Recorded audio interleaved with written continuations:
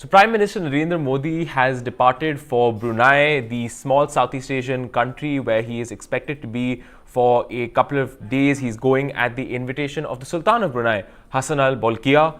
This is an interesting visit because it's the first visit by an Indian Prime Minister to Brunei, but it's an extremely interesting and important country, and we'll get into why it's important, why the Prime Minister is going in just a second. But let's start with Brunei. It is, of course, a country in Southeast Asia, shares a border with Malaysia. Not a country we think about too much, but it's a country that the world thinks about quite a bit. It's, of course, known for its massive reserves of oil and natural gas that have transformed it into one of the world's richest countries. It went from a couple of decades ago having a per capita GDP of just about $2,000 to now having a per capita GDP of around $40,000, among the richest countries in the world, primarily because of its exports of oil and gas. And that's going to be important because it's part of the reason why Prime Minister Narendra Modi is going to Brunei. Brunei is also very well known for its Sultan. It is, of course, an Islamic monarchy. And the Sultan, of course, is well known for his fabulous wealth. He's someone who has a net worth of around $30 billion and spends it very, very lavishly on a massively equipped palace, which is among the largest palaces in the world, used by a monarch. He also has a massive fleet of cars, 7,000 cars by some estimates, as well as a collection of watches that apparently is valued in the millions of dollars. So this is, of course, a country that, despite its small size, has an outsized weight in geopolitics. But so far, you've not had an Indian Prime Minister actually go and visit Brunei, which is why Prime Minister Narendra Modi's visit is important.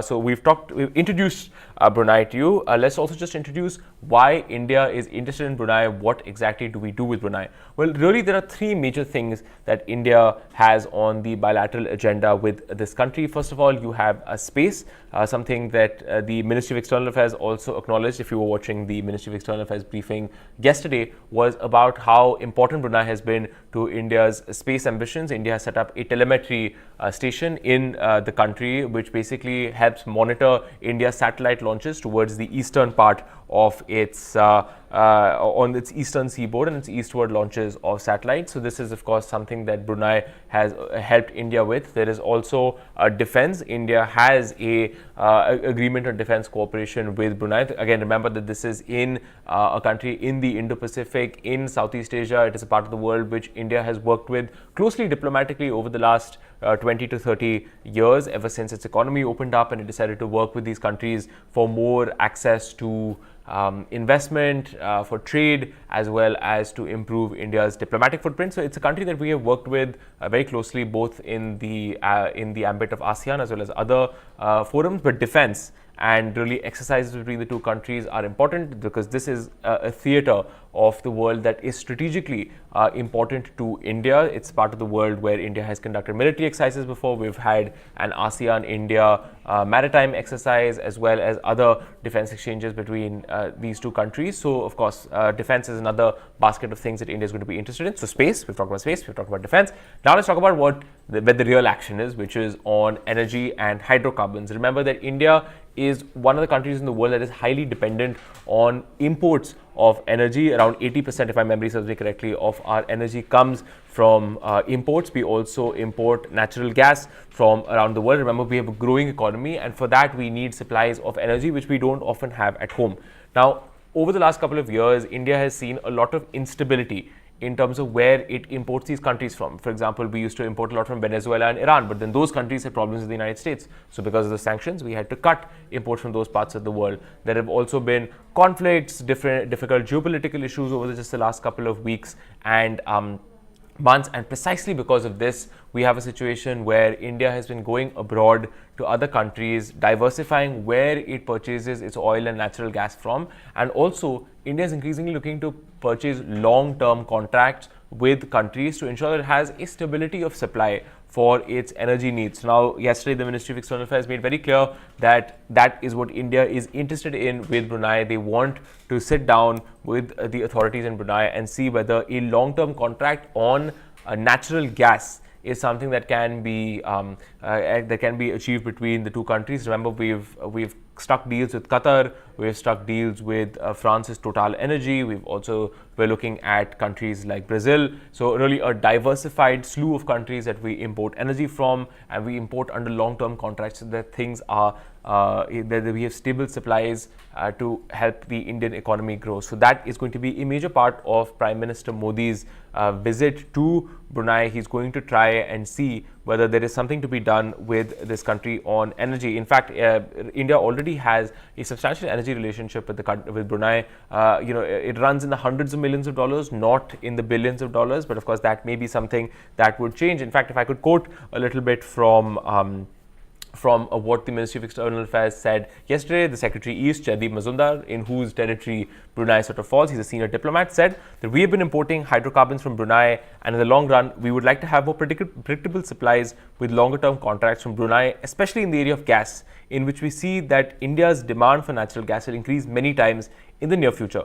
So that is an opportunity for the Brunei side to lock in long-term supply arrangements if they wish to do so. So that is going to be something that India is going to be looking at extremely closely with with Brunei. Of course, now that we've talked about what Brunei, where Brunei is, what Brunei is known for, what India and Brunei are looking at, let's look a little bit at what Prime Minister Narendra Modi is looking to be doing during his time in Brunei. Remember, he's going to land today, later in the day. Of course, he took off at around 8:20. He released a departure statement talking about what he intended to do in with the country of Brunei. He's now, of course, en route, and he'll get there somewhere in the afternoon, we're told, and then he's of course going to meet with the Indian community in the country. Remember, there are around 14,000 Indians who work as teachers and in other professions who live in Brunei and become a part of that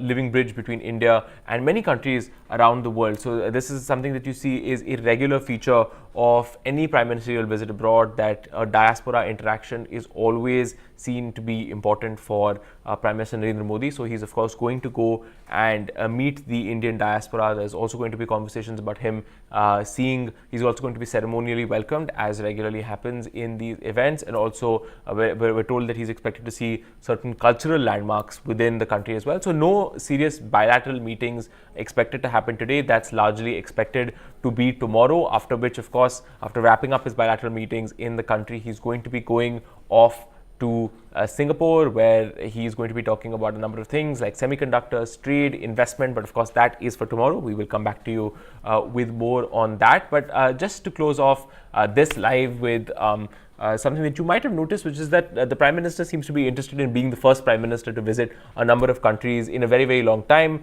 You know, you had Greece just a little while ago earlier in the year. You've also had visits to Poland and to Ukraine. This is, of course, part of this idea of leaving no stone unturned, uncovering different geographies where India can cooperate further. So, for example, Southeast Asia, Brunei is a country where Southeast Asia, India has engaged a lot more, but Brunei is a country that prime ministers have not visited because, of course, largely it has been considered a fairly small country, not of as much concern. But of course, India is trying to change that. You saw with Prime Minister Modi's visit to Poland and to Ukraine, there was an attempt, of course, to work on India's position on the Ukraine war, but also to open up areas of the world like Central and Eastern Europe, which India has not focused on as much as it should have over the last couple of years. You've also seen visits to Latin America. This is primarily from Dr. Jaishankar and other Indian ministers, to open up that part of the world as well, that has become so important to India's foreign policy. So Brunei is really just the latest in